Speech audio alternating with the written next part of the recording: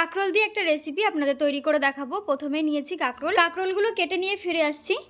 কাঁকরোলগুলো একটু ছোট ছোট করে কেটে নিয়েছি। এরপর কাঁকরোলগুলো খুব ভালো করে পরিষ্কার করে ধুয়ে নিতে হবে। একটা কড়াইতে পরিমাণ মতো সরষের তেল দিয়ে খুব ভালো করে গরম করে নিয়েছি। নিয়ে তাতে কয়েকটা রসুনের কোয়া ও কয়েকটা কাঁচা লঙ্কা দিয়ে একটু নেড়েচেড়ে লাল লাল করে ভেজে নিয়ে দিয়ে দিতে হবে কেটে ধুয়ে রাখা কাঁকরোল। দিয়ে দিচ্ছি স্বাদ অনুসারে নুন, পরিমাণ মতো হলুদ গুঁড়ো, গোটা জিরে ও গোটা গোলমরিচ। এরপর এই সমস্ত কিছুকে একসাথে খুব ভালো করে মিশিয়ে নিয়ে কাঁকরোলগুলো কিন্তু লাল লাল করে ভেজে নিতে হবে। কিছুক্ষণ ভেজে নেওয়ার পর মাঝে কিছু চিংড়ি মাছ অ্যাড করে দিচ্ছি। দিয়ে আবারও কিন্তু কিছুক্ষণ খুব ভালো করে লাল লাল করে ভেজে নিতে হবে। সমস্ত কিছু কিন্তু দেখুন খুব সুন্দর ভাজা হয়ে গেছে। চিংড়ি মাছগুলো দেখে নিশ্চয়ই বুঝতেই পাচ্ছেন। ঠিক এই পর্যায়ে নামিয়ে ঠান্ডা করে নিতে হবে এবং তারপরে সবকিছুকে খুব ভালো করে বেটে নিতে হবে। আমি মিক্সিতে দিয়ে বেটে নিয়েছি, তবে আপনারা শিলনোড়ায় বেটে নিতে পারেন। এবারে একটা কড়াইতে পরিমাণ মতো সরষের তেল দিয়ে রসুন কুচি ও কালো জিরে দিয়ে নেড়ে চেড়ে কাঁকরোল বাটা দিয়ে কিছুক্ষণ সময় ধরে রান্না করে নিতে হবে, একদম জল শুকিয়ে গিয়ে শুকনো শুকনো হয়ে আসা পর্যন্ত। দেখুন এটা থেকে একদম জল ভাব শুকিয়ে গিয়ে কড়াই থেকে ছাড়তে শুরু করেছে। ঠিক এই সময় নামিয়ে নিয়ে গরম গরম ভাতের সাথে পরিবেশন করুন কাঁকরোল ভর্তা।